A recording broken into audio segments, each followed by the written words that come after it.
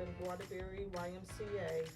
And today for our literacy, I am going to read to you called Amazing Grace. Before I begin to read, just to let you know that this is the title page. The title page tells you the title of the book and the person who drew the pictures, which is called an illustrator. Amazing Grace, and the author is written by Mary Hoffman, and the pictures are by Caroline Fitch. Grace was a girl who loved stories. She didn't mind if they were read to her or told to her or made up in her own head. She didn't care if they were in books or movies or out of Nana's long memory. Grace just loved stories. After she had heard them, and sometimes while they were still going on, Grace would act them out, and she always gave herself the most exciting part. Grace went into battle as Joan of Arc and wove a wicked web as Anansi the spider. She hid inside the wooden horse at the gates of Troy. She went exploring for her lost kingdom. She sailed the seven seas with a peg leg and a parrot. She was Hiawatha sitting by the shining big sea water, and Mowgli in the backyard jungle. Most of all, Grace loved to act out adventure stories and fairy tales. When there was no one else around, Grace played all the parts herself. She set out to seek her fortune with no companion but her trusty cat, and found a city with streets paved in gold. Or she was Aladdin rubbing his magic lamp to make the genie appear. Sometimes she could get Ma and Nana to join in when they weren't too busy. Then she was Dr. Grace, and their lives were in her hands. One day, Grace's teacher said they would do the play Peter Pan. Grace knew who she wanted to be. When she raised her hand, Raj said, "You can't be Peter. That's a boy's name." But Grace kept her hand up. "You can't be Peter," whispered Natalie. "He isn't black." But Grace kept her hand up. "All right," said the teacher. "Lots of you want to be Peter Pan, so we'll have auditions next week to choose parts." She gave them words to learn. When Grace got home, she seemed sad. "What's the matter?" asked Mom. "Raj said I can't be Peter Pan because I'm a girl." "That just shows what Raj knows," said Mom. "A girl can be Peter Pan if she wants to." Grace cheered up. Then later she remembered something else. "Natalie says I can't be Peter Pan because I'm black," she said. Mom looked angry, but before she could speak, Nana said, "It seems that Natalie is another one who don't know nothing. You can be anything you want, Grace, if you put your mind to it."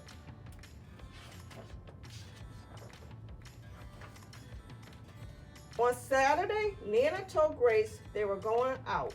In the afternoon, they caught a bus and train into town. Nana took Grace to a grand theater. The sign outside read, "Rosalie Wilkins and Romeo and Juliet and sparkling lights." "Are we going to a ballet?" Nana asked Grace. "We are, honey, but first I want you to look at this picture." Grace looked up and saw a beautiful young ballerina in a tutu. Above the dancer, it says, "Stunning new Juliet."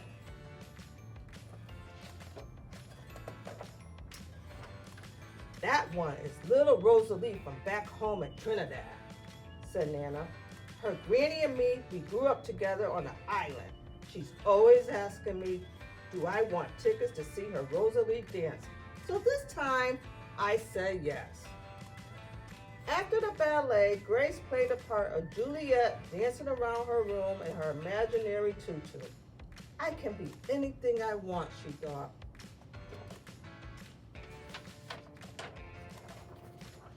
On Monday, the class met for auditions to choose who was best for each part. When it was Grace's turn to be Peter, she knew exactly what to do and all the words to say. She had been Peter Pan all weekend. She took a deep breath and imagined herself flying. When it was time to vote, the class chose Roz to be Captain Hook and Natalie to be Wendy. There was no doubt who would be Peter Pan. Everyone voted for Grace. "You were fantastic," whispered Natalie.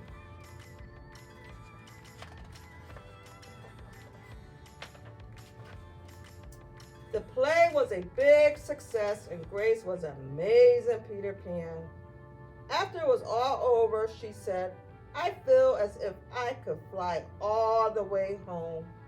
"You probably could," said Mom. "Yes," said Nana. "If Grace put her mind to it, she can do anything she wants."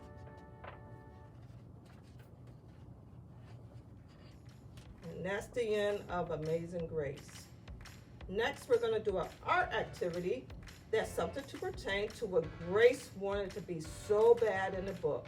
Okay, now that we read Amazing Grace, we call her Amazing Grace because she's so amazing in all the stories that she pretends to be.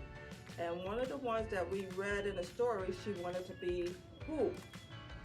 Peter Pan.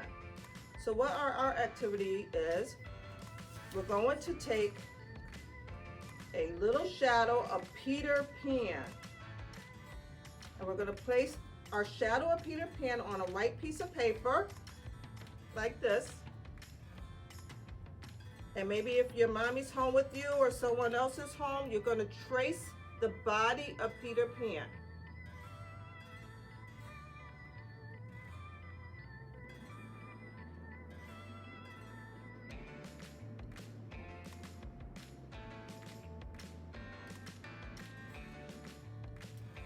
So after you trace the body of Peter Pan, ta-da! So, what do you think we should put inside of it? Water. Who likes watercolor paint? So what we're gonna do, we're gonna water paint Peter Pan shadow. First, I'm gonna use the color red. To stay inside of Peter Pan body.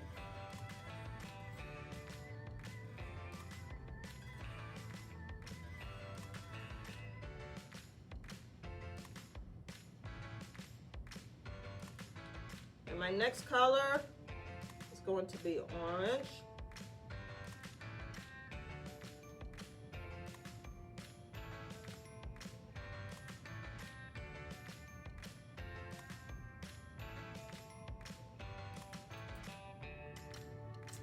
Then I'm going to move on to green, which is lime green, which is the color of my headband I have on.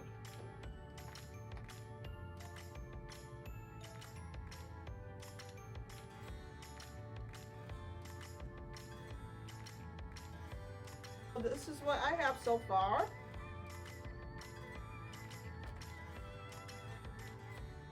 Next color I'm going to use is forest green. Forest green is like a darker green.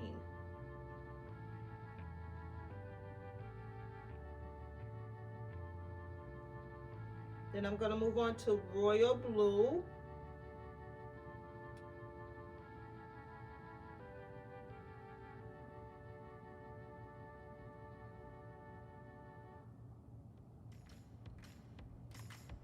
And then the last color I'm going to use is yellow.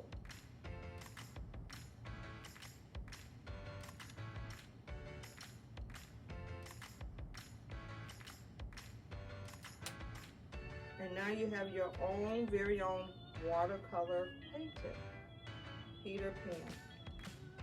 Thank you for joining me for our Literacy Month.